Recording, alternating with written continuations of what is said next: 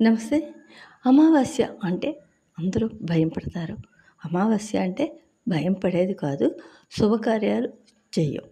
కంపల్సరీగా ఇల్లు శుభ్రం చేసుకోవటం, ఇంటి ముందు ముగ్గేసుకోవటం, అలాగే భగవంతుడికి పూజ, అందులోకి లక్ష్మీదేవిని, అమ్మవారిని అమావాస్య రోజున మనం ఎంత పూజిస్తే అంత ఆ ఇల్లు సుఖశాంతులతోటి, వంశాభివృద్ధితోటి, అలాగే దరిద్రాన్ని పోగొట్టి సిరి సంపదల్ని ప్రసాదిస్తారు.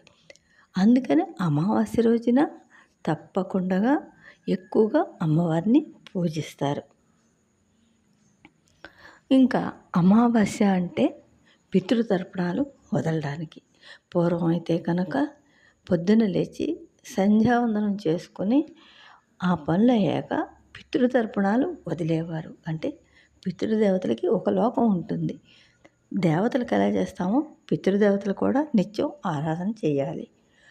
అలాగే ఆడవాళ్ళు వంట చేసి ఎవ్వరూ తినకుండా ముందు అన్నం వండిన దాంట్లోంచి మీద అది ఒక పిడస తీసి కాకికి పెట్టేవారు. అది పితృదేవతలకి నైవేద్యం.